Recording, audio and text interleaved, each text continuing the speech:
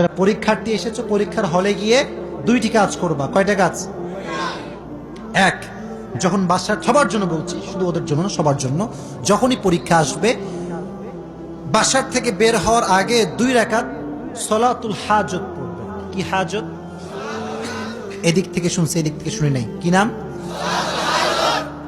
2 রাকাত নামাজ নিয়ত করবা যে আমি সলাতুল হাজত পড়ছি। এদিকে তাকাও, 2 রাকাত পড়বা, পড়ে দোয়া করবা যে আল্লাহ আমি যতটুকু পারি করেছি, বাদ বাকি তোমার হাতে, তুমি আমার পরীক্ষার ফলাফল ভালো করে দিও। সকলে পড়া আমিন। আর একটা আমল পরীক্ষিত, এটা আমি নিজে করছি, সেটা হচ্ছে পরীক্ষার হলে গিয়ে দুরূদ শরীফ পড়বা।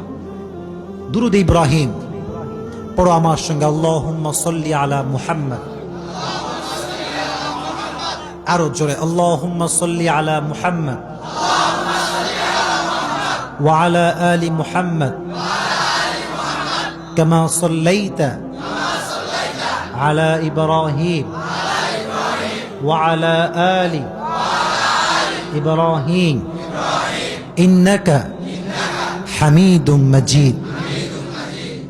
আমি এই আমলটা অ্যাপ্লাই করেছি, আমার যেটা মাথায় ছিল না যে কি আনসার হবে, এটাও আল্লাহ আমার মাথায় ঢুকাই দিয়েছে।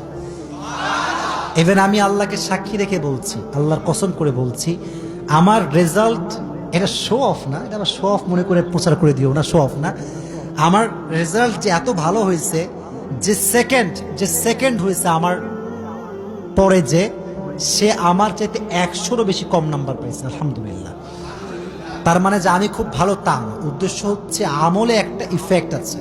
যদি আমলকে আপনি বিশ্বাস করে করতে পারেন, আমলের আপনার একটা পরিচয় দিয়ে দিবে একজন, আওয়াজ দিয়ে বলেন তিনি কে।